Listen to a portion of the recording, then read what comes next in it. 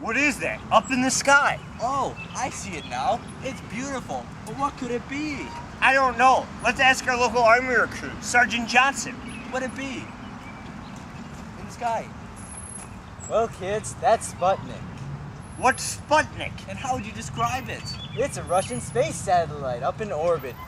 And what are we doing to counter the Russians? Well, our own space program, NASA, is starting to develop its own satellites. Those sound like hardy precautions. Thank you. You want to know more? Sure! Yeah?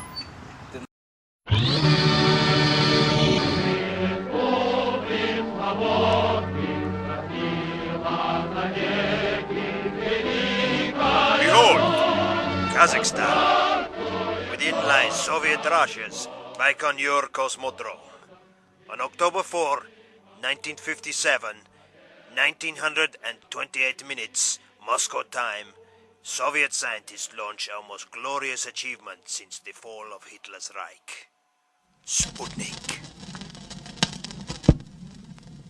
The satellite has a spherical shape, 58 centimeters in diameter, and weighs 83.6 kilograms.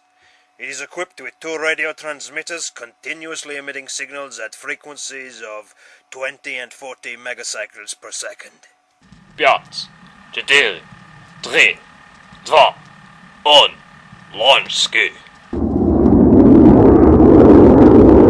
The R-7 carrier rocket has imparted to the satellite the required orbital velocity of about 8,000 meters per second. The satellite will travel at altitudes up to 900 kilometers above the surface of the Earth. The time for a complete revolution of the satellite will be 1 hour and 35 minutes.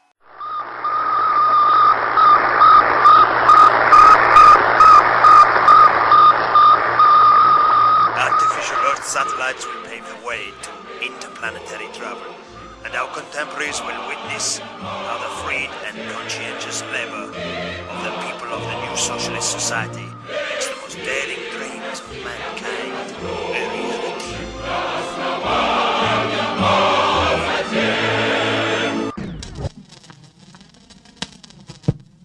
Стране, достигшей под руководством коммунистической партии величайшего прогресса, удалось, выведя на орбиту спутник, впервые проникнуть за пределы земной атмосферы.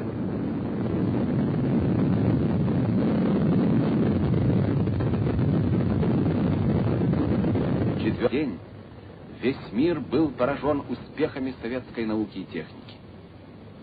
Наша ракета достигла невиданной скорости — около 8000 метров в секунду. This is what you should do in case of a Russian attack, via Sputnik. Lovely day, isn't it? I got you this. I love when our Americans protect us. Look at their Especially their faces, shoulders. We should invite the calm, Parsons over for docile, and serene. Have a little tea with them. Maybe This is what you shouldn't do.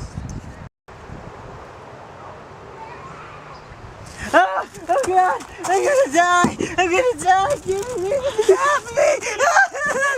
The Russians are coming! The Russians are coming! Oh God! Please don't do that. October 4th, 1957, the space age begins.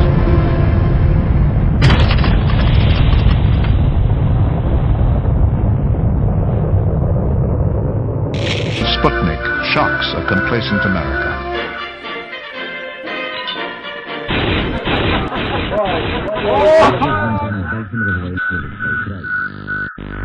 Within a month, Russia was ready with Sputnik 2.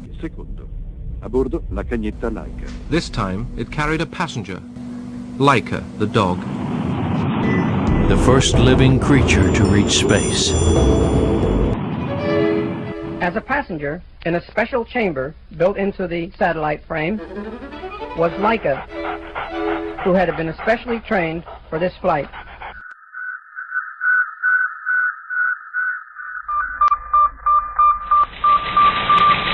American public opinion was split between fear of Soviet missiles and worries about the safety of the dog.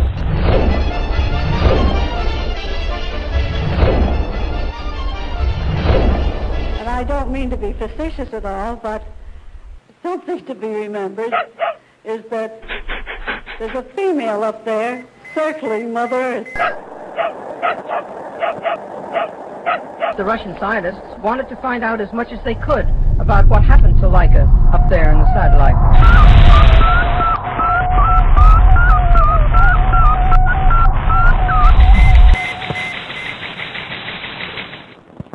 Well, the last time we heard the satellite was around 3:15 this afternoon.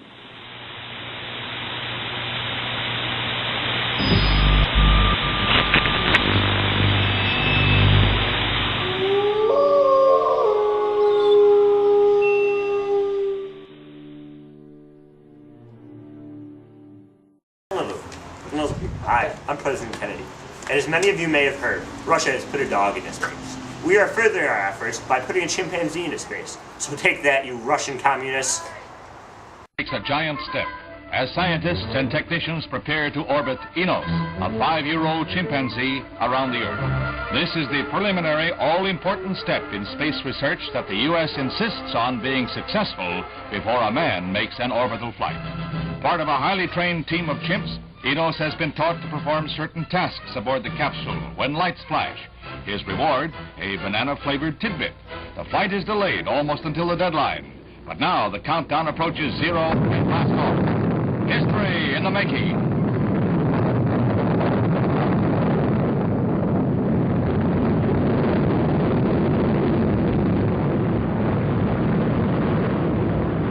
Flight is a success, though the trip is held to 2 circuits of the Earth.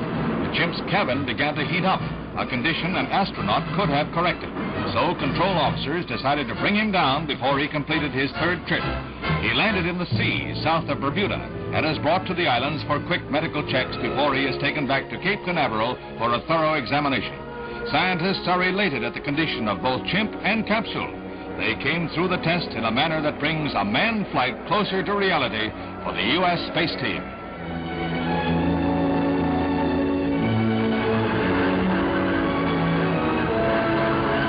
At Kindley Air Force Base Hospital, Enos appears sound, if not happy, to examining doctors. He performed his task well, not missing a trick in the complex series of work assignments. Next in orbit, Lieutenant Colonel John H. Glenn.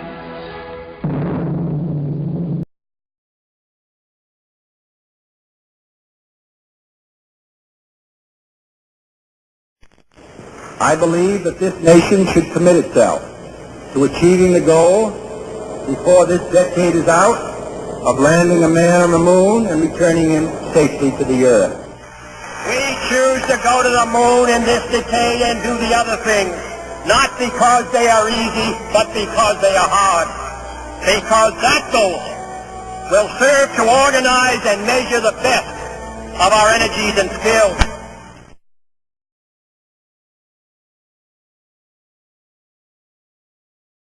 Hi there, I'm Sergeant William J. Candy, here for the NASA Space Program. As you can see, we have a very rigorous training regimen consisting of various exercises to test the physical fitness of top men who will be going up there to explore the final frontier. We make very sure that the men we send up there have the right stuff.